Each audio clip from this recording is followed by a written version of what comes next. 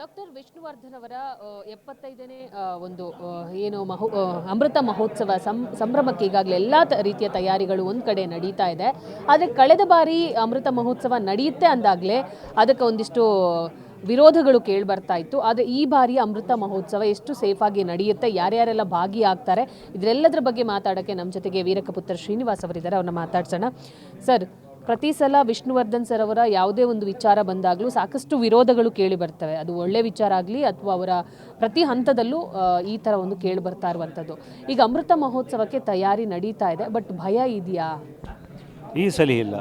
ಅಂದರೆ ಅಮೃತ ಮಹೋತ್ಸವದ ಅನೌನ್ಸ್ಮೆಂಟ್ ಇದಾಗಿದೆ, ಬಟ್ ಒಂದು ತಿಂಗಳ ಹಿಂದೆ ಕೆಲಸ ಮಾಡಿದ್ದೀವಿ. ಯಾಕಂದರೆ ಮೊದಲು ಸ್ವಲ್ಪ ಆರಂಭಿಕ ಉತ್ಸಾಹದಲ್ಲಿ ಮಾಡ್ತಾಯಿದ್ದೀವಿ. ಈ ಸಲ ಎಲ್ಲ ಸಿದ್ಧತೆಗಳ ಜೊತೆಗೆ ಮಾಡ್ತಾಯಿದ್ದೀವಿ. ಎಲ್ಲ ಸಿದ್ಧತೆಗಳು ಮುಗಿದಿದ್ದಾವೆ. ಒಂದು ವೆನ್ಯೂ ಮುಗಿದೋಗಿದೆ, ಆರ್ಟಿಸ್ಟ್ ಮುಗಿದಿದ್ದಾರೆ. ಈಗ ಒಂದಷ್ಟು ತಂಡಗಳು ಏನೇನು ಮಾಡಬೇಕು ಅನ್ನೋಂಥದ್ದು, ಯಾರು ಪರ್ಫಾರ್ಮೆನ್ಸ್ ಮಾಡ್ತಾರೆ, ಇದೆಲ್ಲ ಕೂಡ ಒಂದು 80% ಕೆಲಸ ಮುಗಿದಿದೆ. ಸರ್, ಇವಾಗ ಆರ್ಟಿಸ್ಟ್ಗಳೆಲ್ಲ ಫೈನಲ್ ಆಗಿದೆ ಅಂದಿರಿ. ಯಾರ್ಯಾರು ಬರ್ತಾರೆ, ಯಾರ್ಯಾರು ಭಾಗಿಯಾಗ್ತಾರೆ? ಈಗ ಸೆಪ್ಟೆಂಬರ್ 6ಕ್ಕೆ ಇನ್ನೊಂದು ಪತ್ರಿಕಾಗೋಷ್ಠಿ ಇದೆ, ಅಲ್ಲೆಲ್ಲವನ್ನ ಹೇಳ್ಕೊತೇನೆ. ಈಗ ಸದ್ಯಕ್ಕೆ ಕಿಚ್ಚ ಸುದೀಪ್ ಸರ್ ಕಡೆಯವರು ಹೋಗಿದ್ದೆ, ಅವರು ಒಪ್ಕೊಂಡಿದ್ದಾರೆ, ಅವರು ಬರ್ತಿದ್ದಾರೆ. ಅದರ ಹಾದಿಯಾಗಿ ಇಡೀ ಚಿತ್ರರಂಗ ಭಾಗವಹಿಸಬೇಕು ಅನ್ನೋಂಥದ್ದು ನನ್ನ ಆಸೆ.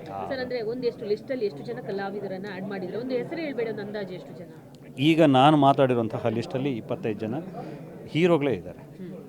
ಹೀರೋ ಪಾತ್ರಗಳೇ ಮಾಡಿರೋಂಥವರೇ ಇದ್ದಾರೆ. ಸೊ ಅದರ ಜೊತೆಗೆ ಇನ್ನು ಸಾರಿ ಜೊತೆಗೆ ಆ್ಯಕ್ಟ್ ಮಾಡಿದಂಥ ಹಿರಿಯ ನಟಿಯರಿದ್ದಾರೆ, ನಿರ್ದೇಶಕರಿದ್ದಾರೆ, ನಿರ್ಮಾಪಕರುಗಳಿದ್ದಾರೆ, ಪರಭಾಷೆಯಲ್ಲಿದ್ದಾರೆ. ಅವರೆಲ್ಲರೂ ಒಳಗೊಳ್ಬೇಕಲ್ಲ, ಅದೊಂದು ಪಟ್ಟಿ ದೊಡ್ಡದಿದೆ. ಸೆಪ್ಟೆಂಬರ್ 6ಕ್ಕೆ ಅನೌನ್ಸ್ ಮಾಡಿಬಿಡ್ತೀವಿ. ಸರ್, ಇವಾಗ ಮಾತಾಡಿರುವಂಥ ಅಷ್ಟು 25 ಜನ ಕಲಾವಿದರು ಆಗಿರ್ಬೋದು, ಅವರೆಲ್ಲ ಪಾಸಿಟಿವ್ ಆಗಿ ಈ ಕಾರ್ಯಕ್ರಮಕ್ಕೆ ರೆಸ್ಪಾನ್ಸ್ ಕೊಡ್ತಿದ್ದಾರಾ? ಹೌದೌದು. ಅಯ್ಯೋ, ಅವ್ರಿಗಲ್ದೆ ಇನ್ಯಾರಿಗೆ ಅನ್ನೋ ಥರನೇ ಮಾತನಾಡ್ತಿದ್ದಾರೆ. ಮತ್ತು ಆಗಬೇಕಲ್ಲ, ಅವರ ಮನೆಯ ಯಜಮಾನನ ಉತ್ಸವ ಆಗಿರೋದ್ರಿಂದ ಖಂಡಿತವಾಗೂ ಬಂದೇ ಬರ್ತಿದ್ದಾರೆ. ಎಲ್ರಿಗೂ ಭಾಳ ಖುಷಿಯಿಂದ ಒಪ್ಕೊಂಡಿದ್ದಾರೆ ಎಲ್ಲರೂ. ಸರ್, ಈ 75ನೇ ಅಮೃತ ಮಹೋತ್ಸವ ಏನಿದೆ, ಇದರ ಒಂದು ರೂಪುರೇಷೆ ಹೆಂಗಿದೆ? ನಮಗೆ ಇವಾಗ ಒಂದು ಸದ್ಯಕ್ಕೆ ಇನ್ಫಾರ್ಮೇಷನ್ ಕೊಡೋದಾದರೆ 6 ಗಂಟೆಯಿಂದ 12 ಗಂಟೆ ಒಂದು ಕಾರ್ಯಕ್ರಮದಲ್ಲಿ ಏನೆಲ್ಲ ಇರುತ್ತೆ, ಯಾವ ಥರ ಅದನ್ನು ಪ್ಲ್ಯಾನಿಂಗ್ ಆ ರೂಪುರೇಷೆ ಹೆಂಗಿದೆ ಅಂತ? ಮೇಡಮ್, ಅದನ್ನು ಈಗ ಡಿಸ್ಕ್ಲೋಸ್ ಮಾಡಿದರೆ ಮಜಾ ಇರಲ್ಲ, ಬಟ್ ಮಾಡ್ತೀವಿ. ಎಲ್ಲವೂ ಕೂಡ ಒಂದಷ್ಟು ಸಿದ್ಧತೆ ಹಂತದಲ್ಲಿದೆ, ಸ್ಪಷ್ಟವಾಗಿ ಹೇಳ್ತೇನೆ. ಬಟ್ 6ರಿಂದ 12 ಗಂಟೆ ತನಕ ನಡೆಯೋ ಕಾರ್ಯಕ್ರಮ ಅಭಿಮಾನಿಗಳ ಪಾಲಿಗೆ ಒಂದು ಲೈಫ್ ಟೈಮ್ ಪ್ರೋಗ್ರಾಮ್ ಥರ ಇರುತ್ತದು. ಮತ್ತು ಇನ್ನೊಂದ್ಸಲಿ ಆ ಥರದ ರೋಮಾಂಚನವನ್ನು ಅನುಭವಿಸ್ಲಿಕ್ಕೆ ಸಾಧ್ಯನೇ ಇಲ್ಲ ಅನ್ನೋ ಥರದ್ದು ಒಂದು ರೀತಿಯಲ್ಲಿ ಸಿದ್ಧತೆ ಆಗ್ತಾಯಿದೆ. ಅದರಲ್ಲಿ ಏನಿರಲ್ಲ ಅಂತ ನಾನು ಹೇಳೋದು ಕಷ್ಟ ಆಗುತ್ತೆ, ಅಷ್ಟೆಲ್ಲ ಇರುತ್ತೆ. ಸರ್, ಈ ಒಂದು ಕಾರ್ಯಕ್ರಮದಲ್ಲಿ ಅಭಿಮಾನಿಗಳಿಗೆ, ಅಂದರೆ ವಿಷ್ಣು ಸರನ್ನು ಆರಾಧಿಸುವಂಥ ಸಾಕಷ್ಟು ಅಭಿಮಾನಿಗಳಿದ್ದಾರೆ, ಅಂದರೆ ನಾವು ಪಬ್ಲಿಕ್ಸ್ ಅಂತ ಏನು ಹೇಳ್ತೀವೋ ಅವರಿಗೆ ಎಂಟ್ರಿ ಇರುತ್ತಾ? ಸೊ ಅವರು ಈ ಒಂದು ಕಾರ್ಯಕ್ರಮದಲ್ಲಿ ಭಾಗವಹಿಸಬೇಕು, ಬಂದ ಮೇಲೆ ಅವರಿಗೆ ಅವಮಾನಗಳಾಗಬಾರ್ದು. ಸೊ ಅದೆಲ್ಲವನ್ನು ನೀವು ಮುತುವರ್ಜಿ ವಹಿಸಿದ್ದೀರಾ? ಆ ಪ್ಲ್ಯಾನಿಂಗ್ ಹೆಂಗಿದೆ? 100%. ಯಾಕಂದರೆ ನಮಗೆ ಒಂದು 25,000 ಜನರ ನಿರೀಕ್ಷೆ ಇದೆ. ನಾವು ಮೊದಲೇ ಇದನ್ನೆಲ್ಲ ನಮ್ಮ ಸಂಸ್ಥೆ ಮೂಲಕ ಅವರನ್ನು ತಲುಪಿ ಒಂದಷ್ಟು ಪಾಸ್ ಕೊಡೋಂಥ ವ್ಯವಸ್ಥೆ ಮಾಡ್ತಾಯಿದ್ದೀವಿ. ಮತ್ತು ಈ ಎಲ್ಲರೂ ಅಲ್ಲಿಗೆ ಒಂದೇ ಸಲ ಬಂದುಬಿಟ್ರೆ ಆ ಜಾಗ ಸಾಕಾಗಲ್ಲ. ಅದು ಬಟ್ ಎಲ್ಲರೂ ಬರಬೇಕು ಅನ್ನೋಂಥ ಅಭಿಮಾನಿಗಳನ್ನ ಬಿಟ್ಟು ಕಾರ್ಯಕ್ರಮ ಮಾಡೋ ಉದ್ದೇಶ ಇಲ್ಲ. ಬಟ್ ಒಂದೊಂದು ಸ್ಲಾಟು ಎವ್ರಿ 2 ಅವರ್ಸ್ಗೆ ಒಂದೊಂದು ಸ್ಲಾಟ್ ಥರ ಮಾಡ್ತಾಯಿದ್ವಿ. ಆ ಸ್ಲಾಟ್ಗೆ ತಕ್ಕಂಗೆ ಪಾಸ್ ಕೊಟ್ಟು ಪ್ರತಿ ದಿವಸ ರಾತ್ರಿ ತನಕ ಕೂಡ ಬೇರೆ ಬೇರೆ ಆಯಾಮದಲ್ಲಿ ಯಾರಿಗೆ ಯಾವುದ್ರಲ್ಲಿ ಇಷ್ಟ ಇದೆಯೋ ಅದರಲ್ಲಿ ಬಂದು ಭಾಗವಹಿಸೋ ಥರದ ವ್ಯವಸ್ಥೆ ಮಾಡ್ತಾಯಿದ್ವಿ. ಸರ್, ಕಾರ್ಯಕ್ರಮದ ಪ್ಲೇಸ್ ಆಗಿರ್ಬೋದು, ಟೈಮಿಂಗ್ಸ್ ಆಗಿರ್ಬೋದು, ಇನ್ನು ಈಗ ನಮ್ಮ ಕನ್ನಡ ಕಲಾವಿದರು ಬಿಟ್ಟು ಪರಭಾಷಾ ನಟರುಗಳು ಬರುವ ಸಾಧ್ಯತೆಗಳು ಇದೆಯಾ, ಹೇಗೆ? ಇದ್ರ ಬಗ್ಗೆ ಸ್ವಲ್ಪ ಡೀಟೇಲ್ ಆಗಿ ಹೇಳೋದಾದ್ರೆ. ಅಲ್ಲ, ಒಂದು ನಂದಿ ಲಿಂಕ್ ಗ್ರೌಂಡ್ ಅಂತ ಹೇಳ್ಬಿಟ್ಟು ನಾಯಂಡಹಳ್ಳಿ ಹತ್ರ ಅದು ಬುಕ್ ಆಗಿದೆ. ಸೊ ಅದಕ್ಕೆ ಪೇಮೆಂಟ್ ಕೂಡ ಮಾಡಿಬಿಟ್ಟಿದ್ದೀವಿ. ಸೊ ಅದರಿಂದ ಅದರಲ್ಲಿ ಏನು ಬದಲಾವಣೆ ಇಲ್ಲ. ಮತ್ತು ಡೇಟು ಸೆಪ್ಟೆಂಬರ್ 27 ಬೆಳಗ್ಗೆ 6ರಿಂದ 12 ಗಂಟೆ ತನಕ. ಪರಭಾಷೆ ಈಗಾಗಲೇ ಹೇಳಿದಂತೆ ರಾಜೇಂದ್ರ ಸಿಂಗ್ ಸರ್ ಆಗಲಿ, ಸುಂದರರಾಜ್ ಸರ್ ಆಗಲಿ, ವಿಷ್ಣು ಸರ್ ಅವ್ರ ಜೊತೆಗೆ ಅಭಿನಯಿಸಿದಂತಹ ಎಲ್ಲರನ್ನೂ ಒಳಗೊಂಡಂಥ ಒಂದಷ್ಟು ಮಾತುಕತೆ ನಡೀತಾ ಇದೆ. ಕೆಲವರು ಒಪ್ಪಿಕೊಂಡಿದ್ದಾರೆ, ಇನ್ನು ಕೆಲವರು ಸೊ ಇನ್ನೂ 1.5 ತಿಂಗಳ ಟೈಮ್ ಇದೆ, ಲೆಟ್ ಯು ನೋ ಅಂತ ಹೇಳಿದ್ದಾರೆ. ಸೊ ಇದೆಲ್ಲ ಕನ್ಫರ್ಮೇಷನ್ ಸಿಕ್ಕ ತಕ್ಷಣ ಅವರು ಹೆಸರುಗಳೆಲ್ಲ ಹೇಳ್ತಾರೆ. ಸರ್, ಅಂದಾಜು ಈ ಒಂದು ಕಾರ್ಯಕ್ರಮಕ್ಕೆ ಖರ್ಚು ವೆಚ್ಚಗಳನ್ನು ಹೆಂಗೆ ನಿಭಾಯಿಸ್ತಿದ್ದೀರಾ? ಸೊ ನೀವು ಒಬ್ಬರ ಅಭಿಮಾನಿಯಾಗಿ ಸೊ ಯಾವ ಥರ ಅದನ್ನು ಕಲೆಕ್ಟ್ ಮಾಡ್ಕೋತಾ ಇದ್ದೀರಾ? ನಾನು ಅಭಿಮಾನಿ ನಿಜ, ಬಟ್ ನಾನು ಉದ್ಯಮಿ. ಸೊ ಒಂದು ಉದ್ಯಮ ಇದೆ ನನಗೆ. ಸೊ ನನ್ನ ಬದುಕನ್ನು ನಾನು ಚೆನ್ನಾಗಿ ಕಟ್ಕೊಂಡಿದ್ದೇನೆ.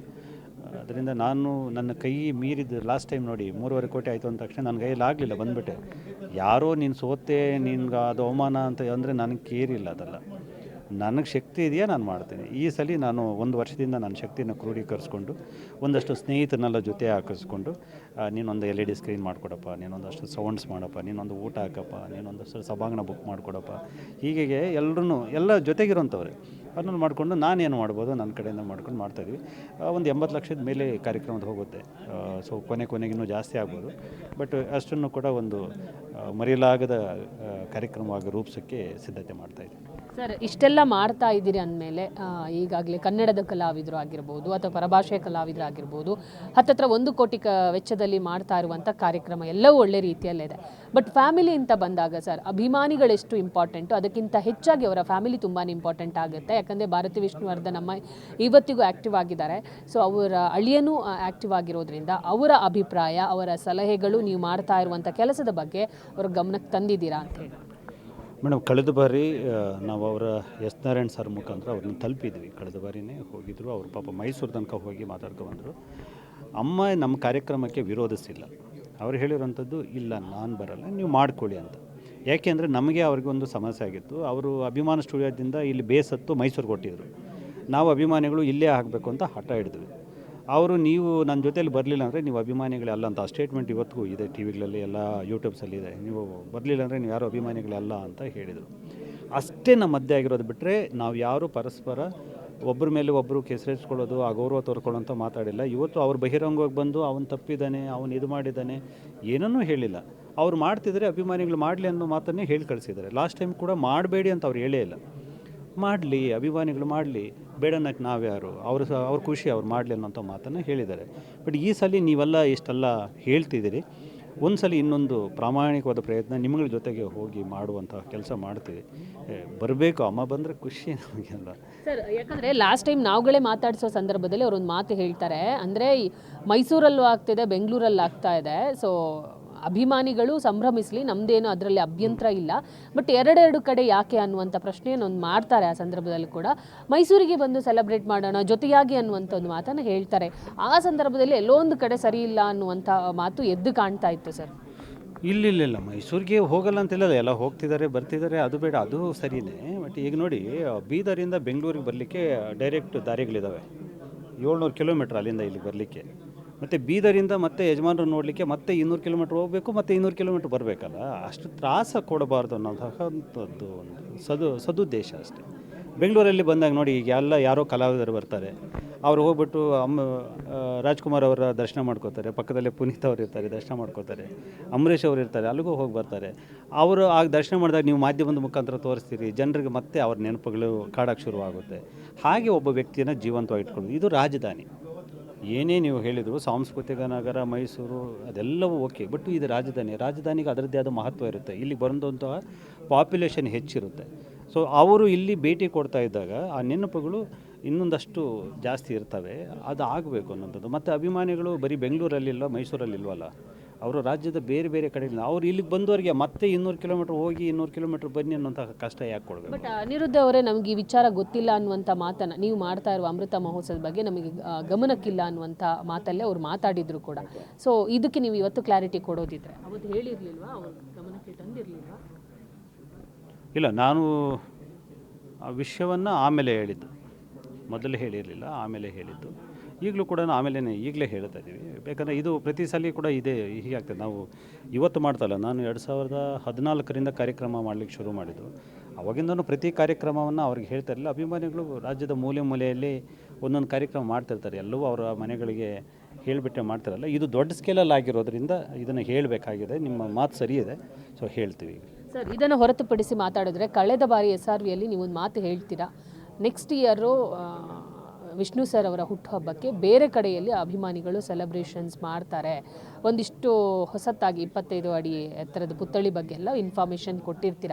ಬಟ್ ಅದು ಎಲ್ಲಿ, ಯಾವಾಗ ಕಂಪ್ಲೀಟ್ ಆಗುತ್ತೆ, ಸೊ ಅದು ಯಾವ ಹಂತದಲ್ಲಿದೆ, ಇದ್ರ ಬಗ್ಗೆ ಇನ್ನೂ ಯಾವುದೇ ರೀತಿಯಲ್ಲಿ ಇನ್ಫಾರ್ಮೇಷನನ್ನು ನೀವು ಶೇರ್ ಮಾಡ್ಕೊಂಡಿಲ್ಲ ಎಲ್ಲೂ. ಈ ಕ್ಷಣಕ್ಕೆ ಅದ್ರ ಬಗ್ಗೆ ಸ್ವಲ್ಪ ಹೇಳೋದಿದ್ರೆ. ಸೆಪ್ಟೆಂಬರ್ 18ಕ್ಕೆ ಆವಾಗ ಆಗಸ್ಟ್ ಇಷ್ಟೊತ್ತಿಗೆ ಅದು ನೆಲಸಮ ಆಗೋಗಿತ್ತು. ಅಭಿಮಾನ್ ಸ್ಟುಡಿಯೋದಲ್ಲಿ ಇದ್ದಂಥ ಯಜಮಾನರ ಪುಣ್ಯಭೂಮಿ. ಆ ನೋವಲ್ಲಿದ್ವಿ. ಮತ್ತು ಆ ಥರ ಹೇಗಿತ್ತು ಅಂತಂದರೆ ಮಾಡೇ ಬಿಡೋಣ ಅಂತ. ಬಟ್ ಅದು ಒಳಗಡೆ ಇಳಿದಾಗ ಸಾರಿ, ಅದಕ್ಕೆ ನಾನು ಕ್ಷಮೆ ಯಾಚಿಸ್ತೀನಿ. ಅಷ್ಟು ಬೇಗ ಕಮಿಟ್ ಆಗಬಾರ್ದಾಗಿತ್ತು. ಬಟ್ ಆಗ್ತಿರೋದು ನಿಜ. ಇಮ್ಮಿಡಿಯೇಟಾಗಿ ಆಗದೇ ಇರ್ಬೋದು, ಬಟ್ ಸ್ವಲ್ಪ ತಡವಾಗ್ತಾ ಇದೆ. ಪುತ್ತಳಿ ಕೆಲಸಗಳು ನಡೀತಾ ಇದೆ, 25 ಅಡಿ ಪುತ್ತಳಿದು ಕೆಲಸ ನಡೀತಾ ಇದೆ, ಜಮೀನಿಗೆ ಸಂಬಂಧಪಟ್ಟದ್ದು ಕೆಲಸಗಳು ನಡೀತಾ ಇದ್ದಾವೆ.